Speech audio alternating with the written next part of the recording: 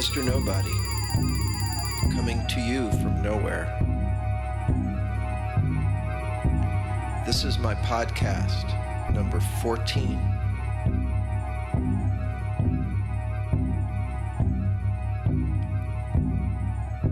These podcasts tend to take up a few days, if not even more than a few days, as I marinate on a particular feeling or thought. Again, I don't approach these from the standpoint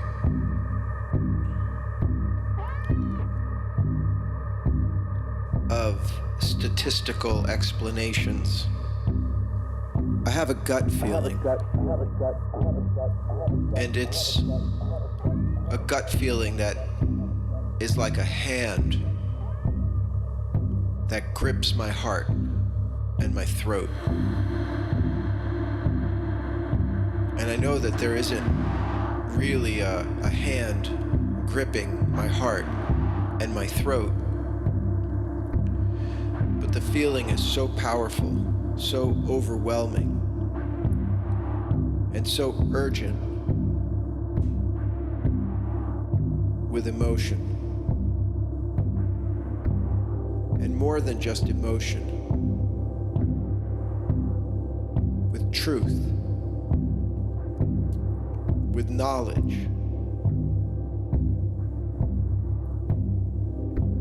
These feelings I have about my son, they're not things I wonder about. They're not vague ruminations about what's right or what's wrong.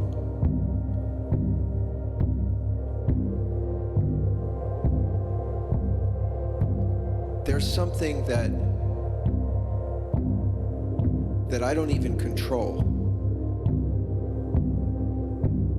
Like the way you would know to get out of the way of rushing water as you're stuck in a ravine.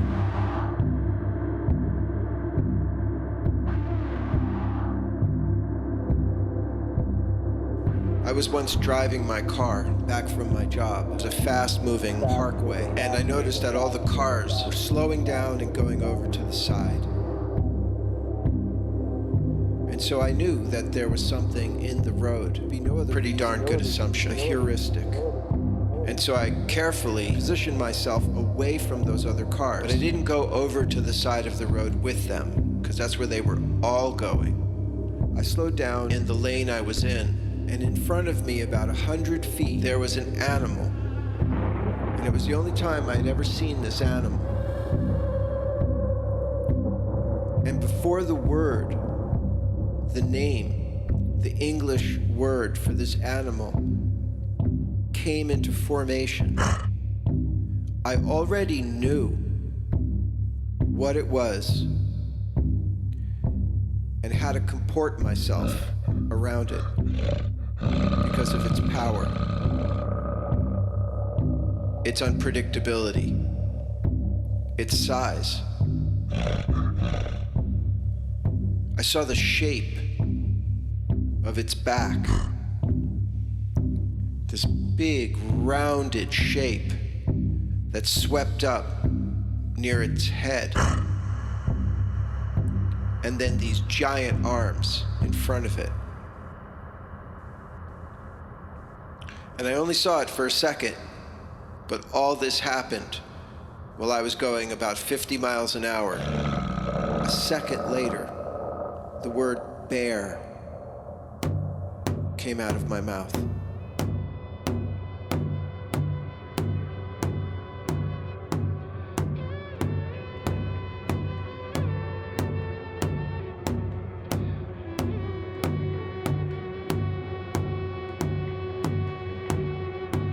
But in the eternity that took place between seeing it and saying it,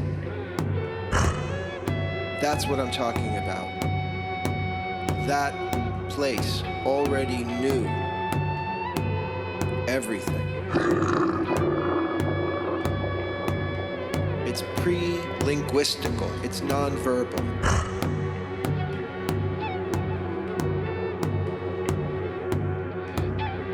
A bear.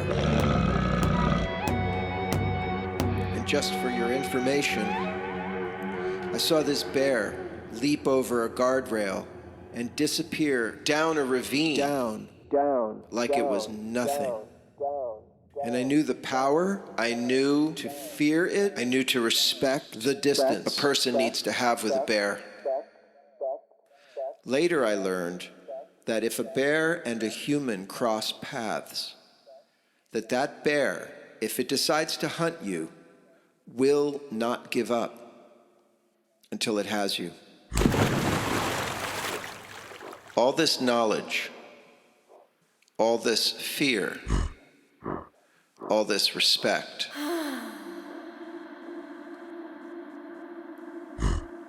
it was already there.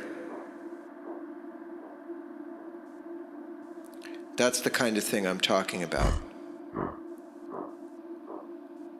When I entered my son's room after he died, and I could still smell the death, and I could see the life that he had just hours before. A powerful life, a meaningful life. And I rummaged through his drawers, and I found a few little bags that were empty.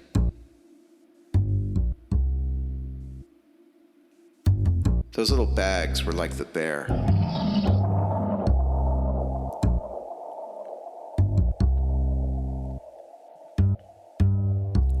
I didn't have to think about it. I didn't have to ponder. I just knew. That shit is evil. And my son did not respect its power. He did not fear it, as he should have.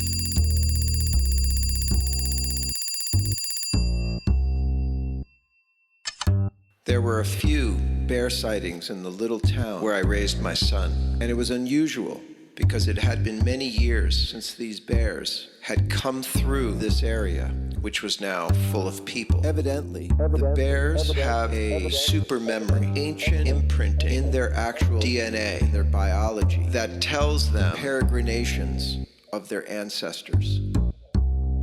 And when there's enough bears and they feel compelled to move out of an area, they'll go back in time and follow those ancient paths, looking for mates, for land. During this time, bears were showing up in our little town, and my son was one of the very few people that encountered one when he was in the woods near our little apartment. And I later learned that he had seen the bear through the trees as he was running, and the bear ran parallel to him.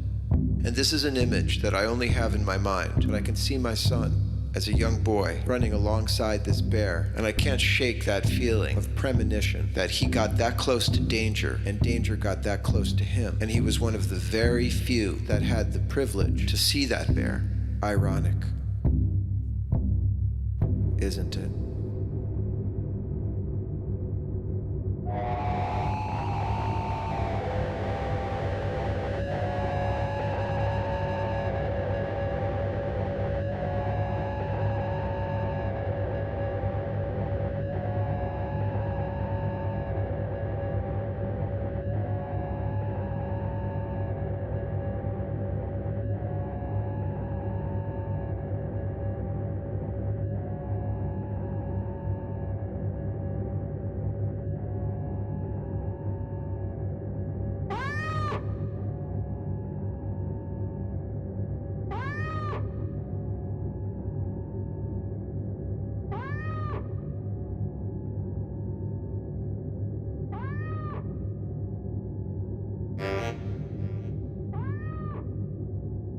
So there was a few things that I feel,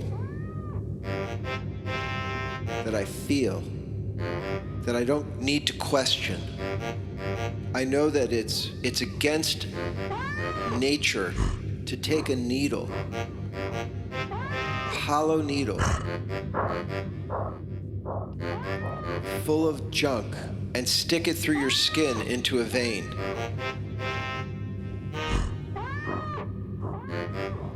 I don't know if you go straight in. I think you go sideways, right? You kind of go in parallel a little bit. It's very difficult for me to have that image of my son doing that.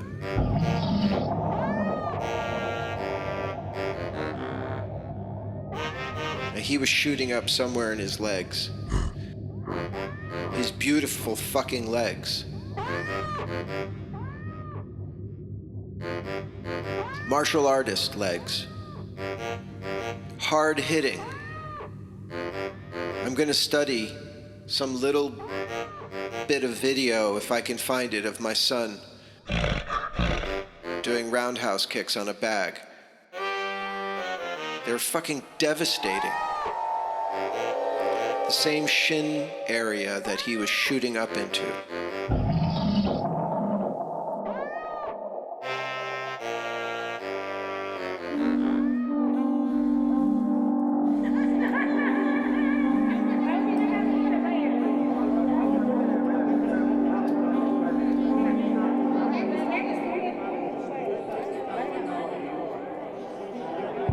Nausea. How I smoked crack.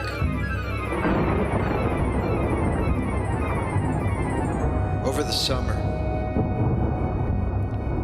I had reached a place that was incredibly despondent, low. I have to use words, but words can't really describe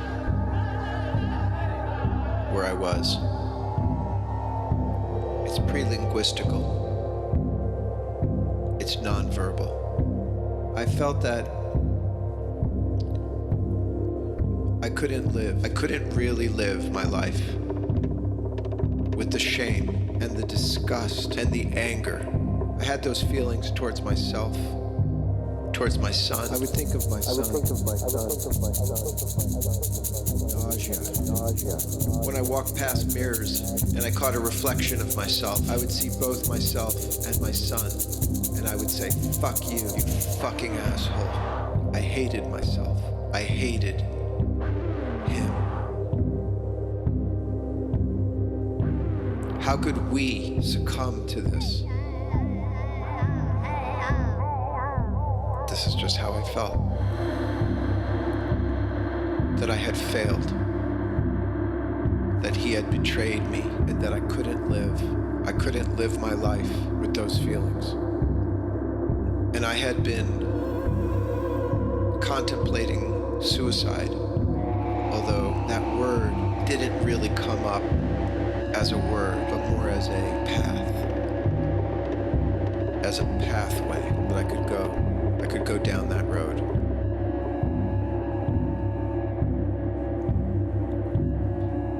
I looked into getting a gun. I had some pills, whatever fucking opiate pills. Say I could do it. And fuck you, my son, fuck you, life, and fuck me. I hate myself.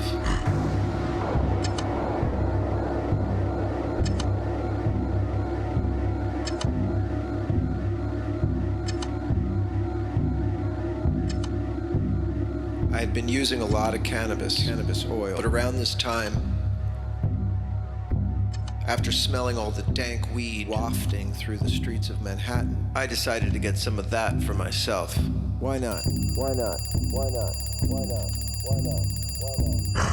Whatever. I didn't care anymore. I didn't care about being a musician, a guitarist, a person. I couldn't eat with people. I couldn't watch them eat. Eating is such a life-affirming, validating activity that seeing other people eat in their presence was just nauseating. I couldn't do it. This is all bullshit. You know it and I know it. Anyway, I got this weed and I started smoking joints right away. First thing, huge joints in the morning before work. And my wife, who never really picked up on how much cannabis oil I used because you can't smell it, is becoming aware of every time I got high, because you could smell that shit half a block away. And I knew I had a problem. I even had a little post-it note that said, "Unleash the daemon," which to me meant quit smoking weed and let your real self communicate, experience, produce, live. Marijuana cuts your IQ down 20 points, allowing yourself to run half as fast while telling yourself you're running twice as fast. Smart. Pot makes you fucking stupid, way stupider than you should be. So I was smoking joints now and still using the oil. And it just wasn't getting me high enough, really. Because the only reason I was abusing the cannabis like I was because, or at least I was telling myself it was because of the grief, the shame. And I didn't want to think thoughts. And whenever I started to think thoughts, I'd get high or low. And I knew it was bullshit, but unleashing the daemon meant living. And I didn't know if I wanted to live. And I reached a point where I didn't care. Where I was starting to say, fuck it, it doesn't matter. It doesn't matter if I live, because he's not alive. Even though I have plenty to live for, I just didn't want to. Because life without my son is unimaginable. And I had just such a feeling of disgust and rage and horror, real horror. A level of hatred that reverberated through the entire universe, though nobody really knew about it, and it doesn't really matter anyway. Let's leave words and terms out of it. Let's stay with the pre-linguistic, non-verbal revelations of truth.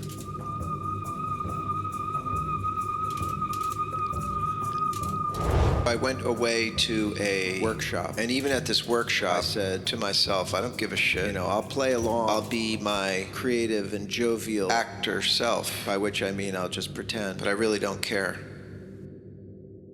There was even a man up there teaching who had lost his son to cancer, but I wouldn't communicate with him because his son didn't betray him and cause all the shame like my son did. It wasn't the same thing. So you always gravitate towards your tribe. If your tribe is a bunch of cigarette smokers or booze drinkers or pot users or crack smokers or fucking meth users, God forbid, junkies, heroin users, you just find them. Probably immediately you can suss out your tribe. So within moments, I was getting high with people I was meeting. What's interesting is it was fun to get high with these people until I got high with them. And then as soon as I had the effects of the marijuana in me, I just wanted to be alone. Something was running its course. And I couldn't really communicate with people how dark the shroud over me was, how low I had allowed myself to go.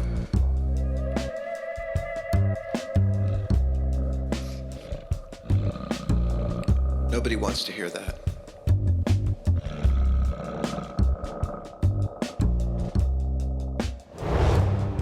I had asked one of my compatriots, hey man, how do you smoke your weed? Because I've been smoking joints. He's like, oh yeah, this is too strong for joints. I use a one-hitter. And I was like, right, a one-hitter. Brilliant. I saw the one-hitter in my mind. I had owned them before, I had used them before, but now I made a decision to use one, to get one, to materialize one, because I had made the decision to use marijuana on this level, and therefore I needed this tool.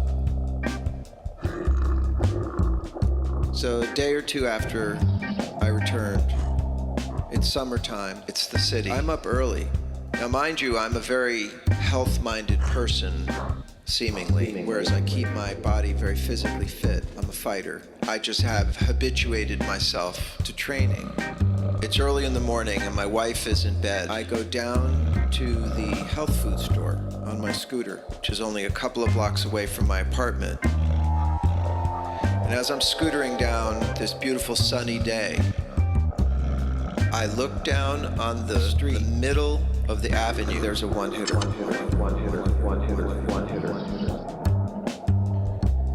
And not just any one-hitter, but the small kind. The kind that doesn't look like the full-size cigarette. And of course, that's the one I want. I want the small one because it is a way for me to pretend that I don't really have the problem I have, even though I know I have it, because I can't unleash the daemon. And I know that. And I'm giving myself an excuse why it's okay, because I'm grieving.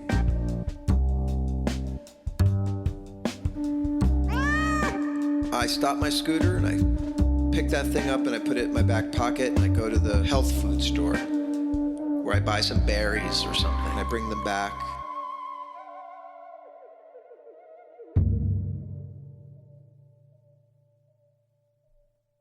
I go through our bedroom where my wife is just starting to wake up. And I go out on the deck and I close the deck door and I ream out this little one-hitter that I find on the street with a clothes hanger, because that's what clothes hangers are for. And there's a little mesh or something that pops out of there. But I look through it, I say, yeah, that looks clean. And I load up the one-hitter, and no one ever takes one hit. By the way, out of a one-hitter, you take 5, you know? But as I put it to my lips, there's a thought. There's a thought that comes through my mind. And it's not verbal. It's pre-linguistical. And it's something to the effect of, this is shady. This is fucked up. You don't know where this has been. And what the fuck are you doing? That was what the thought contained. My next thought is, I don't care. Fuck it. I don't care. Nothing matters. And I smoke a hit, and maybe something didn't taste exactly right. But I said to myself, I don't care. And before I evaluated it, I had 2 or 3 more one hits, and I put it away. Within a minute or less, maybe seconds, I started to feel something I had never felt before. I started to feel my heart racing and my skin crawling or getting clammy, a little dizziness feeling, hard to describe, but I knew it wasn't the effects of marijuana. I realized I had fucked up and smoked something I picked up off the fucking street and had no idea what it was. I know that my son killed himself on 4 grains of fentanyl, so I knew it didn't take much. I left the deck, our tiny little deck, and I went through the bedroom, and my wife was just arousing herself on this perfect little morning. Honey, what time is it? I said, I'm not sure. I'll be right out. I went right into the bathroom, closed the door, and I splashed some water on my face as if to change anything. And things started to get spotty, 1 billion little spots. And I started to go black, started to pass out. Unbelievable. And I thought, if it was fentanyl, she's gonna find fucking dead, you know, and that really sucks. And the feeling I was having was disgusting. Like this high, whatever it was not pleasant. It was not revealing. It was not cool. It was nauseating. In the bathroom, I realized if I'm still alive, and it had been maybe 5 minutes, it's probably not fentanyl. And I hope that's continues to be true. And I went into the bedroom before I passed out on the floor in the bathroom. And I sat on the bed and the air conditioner was on. And my wife said, "Are you okay?" "Yeah, I'm fine." And she started talking about something normal, something good. And then she said, "Oh my God, what's wrong with you?" And I felt it not a good time to lie. And I said, "I did something really fucking stupid, and I can't believe I did it, and I'm really sorry. But I have to tell you what it is, just in case. Because I was fucking high as a kite, and I was scared. And I'm not usually scared. But when something is in your body, like in your bloodstream, you can't control it. I couldn't control it. It's gonna really suck if I smoke fentanyl, that I would die the same way my son did. I felt out of control, completely at the mercy of whatever I took. I know now it was crack. I had invited it to me through my thoughts, through my thinking, accepting a position in my life where I said, I don't care, and it doesn't matter anyway, and nothing is ever going to be right again.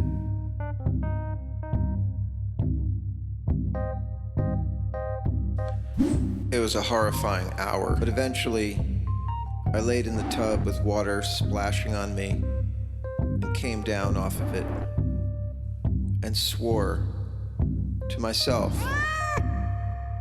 to unleash the demon inside me, to not deceive myself about drugs in general, that one form of blocking yourself from yourself is not that different from other forms of it, and that we just do that little tap dance.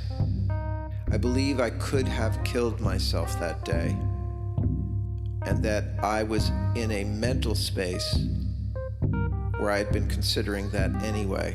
And that woke me up to the knowledge that I did not want to go out of this life narcotically. Not like this.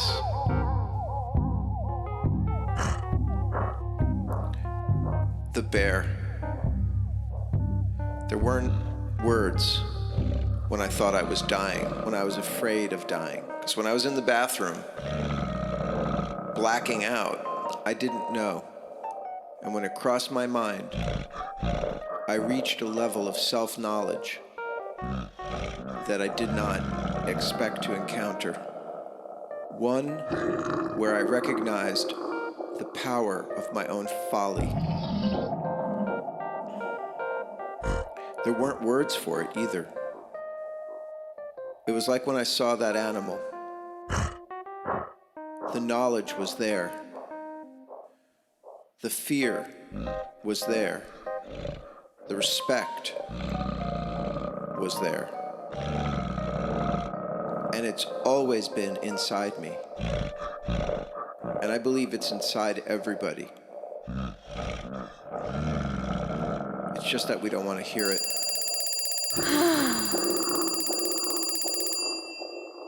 Mr. Nobody.